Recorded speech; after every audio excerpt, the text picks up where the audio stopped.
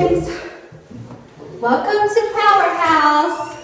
So we're doing it a little different this week because it is Mardi Gras break, and so we've got 4 friends here with us now that are going to go ahead and do Powerhouse together. So we wanted to record it so that you guys could be included in on it later on our video. So here is our Powerhouse packets.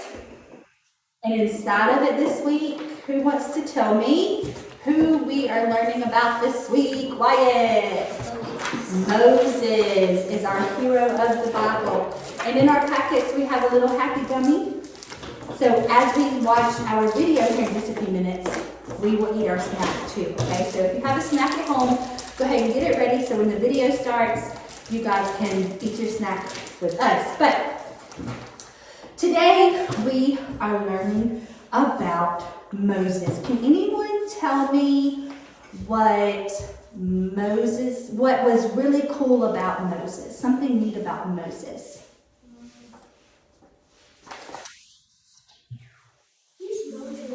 Moses, good question. Dallas says, who's Moses? And we're going to learn about him today. Can you tell me something cool about Moses? He's the one that moved the water. He did. He's the one that took the water, and that's what our coloring page is today. If you guys can see it. This is our coloring page, and it is a picture of Moses parting the Red Sea. The Red Sea. The Red Sea. So the whole paper has to be red? It doesn't have to be. It can be whatever color you want it to be. But this is what our coloring page is. And I am going to let Wyatt read a scripture in Genesis 50, verse 20. Maddox, would you grab that Bible behind us right there? We'll share that Bible together. And I'll find it real quick. Genesis 50, verse 20. Now it's also on our papers, right here in this in this Presence in the Scriptures. So you can read it off of here with Wyatt. I'll find it in here for him, and he can read it out of this. This is the NIV version. So Genesis 50, verse 20 starts right there with you.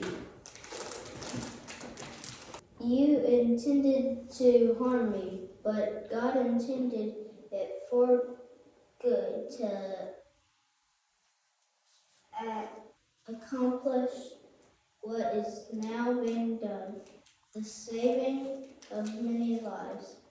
That's right. So what the enemy attempted for Moses, That's not what this says. that's not what that says, is it? This says, who am I that I should go to Pharaoh and lead the children of Israel? So what happened was Moses had something called a stutter. Do y'all know what a stutter is? Okay, so it's when someone has a speech impediment and they get so stuck on their words that they can't get the words out. So they would say like, over and over, and they would get stuck on the word like, and they couldn't say anything. And Moses was called to do great big things. So let me read this real quick. Moses' mother, Jochebed, saves Moses from death by sending him down the Nile River in a basket. Do y'all remember that story? Like that. Stay still so we don't have to think, please.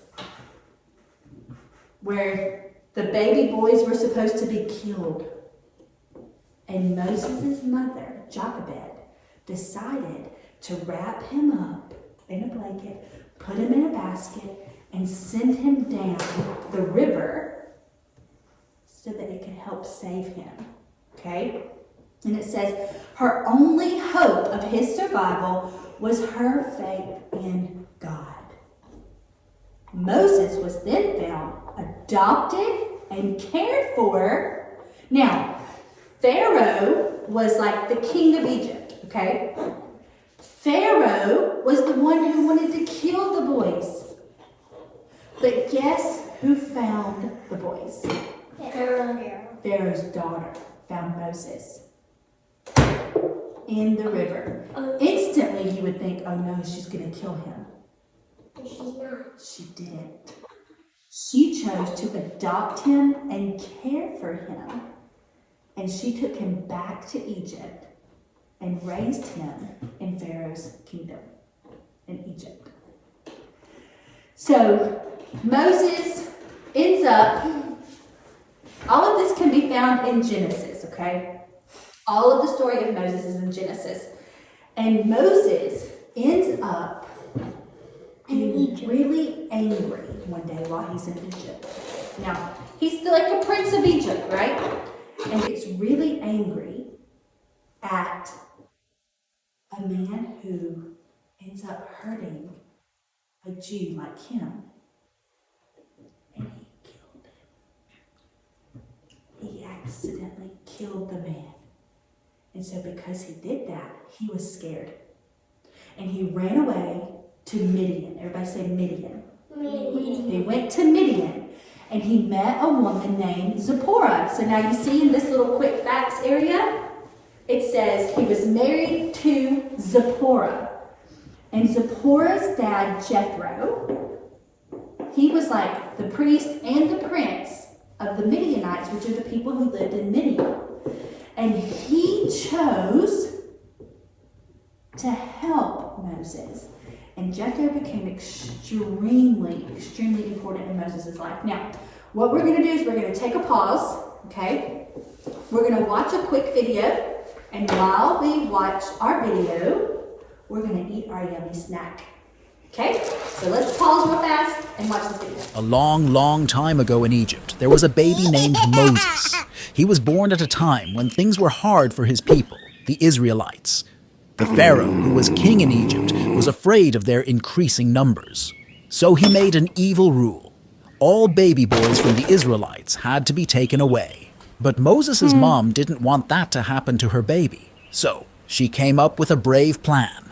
She put Moses in a basket and gently placed it among the reeds along the Nile River. The Pharaoh's daughter found the basket while she was bathing in the river. She felt sorry for the crying baby and decided to take care of him. So, Moses grew up in the Pharaoh's palace, like a prince of Egypt, even though he was really an Israelite. When Moses got older, he saw how badly the Pharaoh was treating the Israelites. They were forced to work hard and were often beaten. This made Moses upset, and one day he killed an Egyptian guard that was beating an Israelite slave. After this, he had to leave Egypt, so he ran away to a far-off land and lived there for many years. Then something amazing happened. God spoke to Moses from a burning bush that did not burn up. God told Moses to go back to Egypt and ask the Pharaoh to let the Israelites go free. Going back to Egypt wasn't easy. The Pharaoh didn't want to listen to Moses. So God sent 10 plagues to convince the Pharaoh. There were frogs everywhere, bugs, and even darkness during the day. Finally, after the last and saddest plague, the Pharaoh agreed to let the Israelite people free. Moses led the Israelites out of Egypt, but their journey wasn't over. When they got to the Red Sea, the Pharaoh changed his mind and came after them with his army. But Moses trusted God. He stretched out his hand, and something incredible happened. The sea split in two, and the Israelites walked through on dry land. After they were safe, the sea went back to normal, and the Pharaoh's army couldn't follow them anymore. Moses and the Israelites were finally free. They traveled for a long time to reach a special mountain called Sinai. There, God gave Moses the 10 Commandments, which were important rules on how to live and be good to each other. Moses' life was full of adventures and miracles. He started as a baby in a basket and grew up to be a great leader who helped his people find freedom and showed them the way to live kindly and justly. Okay, what was your favorite part of that video with Moses? He did a lot. Moses did a lot in his life.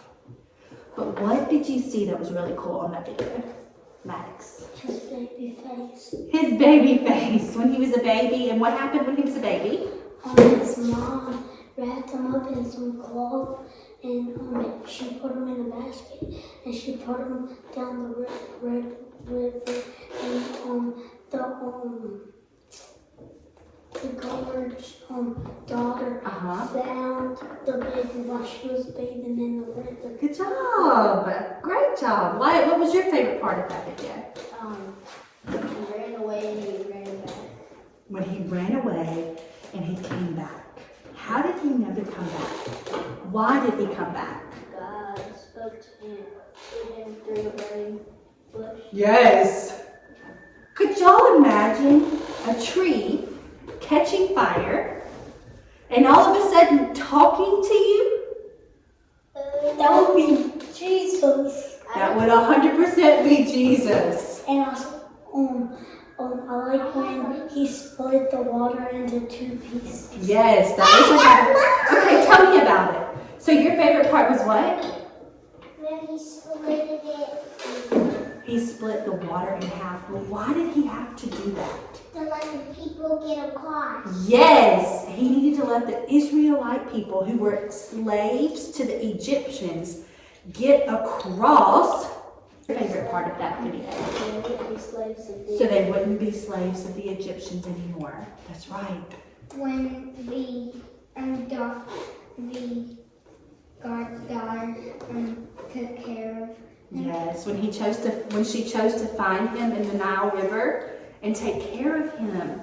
Moses did so much. Do you know that Moses was used by God to write the 10 Commandments? Yeah. Oh, I feel like I heard of that. This right here says, this little yellow box right here says popular for, I'm going to read it to you real quick. He was the key figure to the beginning of the Exodus. So really all of Moses' story is in Genesis and Exodus. That's how so much happened. Yes. So this is Exodus. What do you think? Okay, so. Yeah. So if you think about what, you hear the word Exodus, right? Exodus. What is Moses doing for the people of Israel? They're in Egypt and they're slaves. And what does God tell Moses to do? Dallas? Okay. He's telling him, he says, he has to go to Pharaoh and he has to say, let my people go. So if you're leaving somewhere, there's always a big sign above a door and it says a word. What does it say? If it's like an emergency door and you have to go out it, what are you going to do? Wyatt? Exit. So when you think of the word exit and you hear the book of Exodus, you're going to hell. He's helping you get out. Leaving. He's helping the Israelites exit in the book of Exodus. Whoa, that is cool. Does it make sense? Now you can remember where you can find that. But it says, in the beginning, he was the key figure in the beginning of Exodus. Moses saved God's people from the 10 great plagues. Did y'all hear about the plagues on the video? The flies and the frogs and all the things that came? Yep. And the cruelty and slavery in Egypt. He famously parts the Red Sea in two as he delivers the people from death and slavery. Moses brought forth the 10 commandments of God to the Israelites in his 40 years of leading him in the desert. It is believed that he wrote the Pentateuch. Okay, so what would you think the word, that's a big word, the Pentateuch, I'm not sure how it's called. Pentateuch? What do you think that is? The answer is right beside it. It is believed that he wrote the Pentateuch. The first 5 books of the Bible. The first 5 books of the Bible were not done. So he wrote, it is believed to think that Moses wrote Genesis, Exodus, Leviticus, Numbers, and Deuteronomy. Those 5 books together make up the Pentateuch or the Pentateuch. Can you believe that? What Moses went through, starting in Genesis, took all the way 5 books to write about what happened. It's amazing. It blows your mind. Okay. So yes ma'am. Now we're going to move on to some of the questions The death of Moses. In Deuteronomy. That's right. All right, so right here it says, how well do you know Moses? Some of the things that we talked about today are going to be some of these answers, okay? How well do you know Moses? All right, so it says he was in the book of the Bible. He was in the Bible from like 1525 to 1406 BC. Can y'all remember what BC means? Before Christ. Good job. That's what Good job. Miss Lee told us this morning. I love that. So y'all have already talked about that today too. That's amazing. So before Christ, before Jesus was born, these are the things that took place. And Moses was a part of the year 1525 to 1406. It says over here, he led the people of God out of suffering and slavery. He brought them all to the promised land, and he delivered the great 10 commandments to them. All right, so number one, in this little box right here, number one, baby Moses was cast out into the Nile because why? It says his mother didn't want him, or Pharaoh massacred or wanted to kill the Hebrew boys. Which one do you think is the answer? B. B says Pharaoh massacred the Hebrew boys. So we're going to bubble in answer B right here. Number one right here. All right. Number two. Moses was saved in the Nile River by who? C. C. And what does C say? Pharaoh's daughter. Good. So we're going to bubble in letter C. Sounds like we're saying, C saved her. That's right. Good job. All right. Number three. Moses committed this crime in his youth. He assaulted or fought somebody. He murdered someone, or he lied. What did Moses do when he was little that was bad? Lie. Did he lie? No. Or did he kill somebody? Or did he fight somebody? Micah. Kill them. Yes. It's Remember, B. he murdered that man who was beating up on the Israelite, the Hebrew boy. So answer number B. Murder. Right there. Another B. All right, number four. This is true about Moses' family. His wife is Zipporah.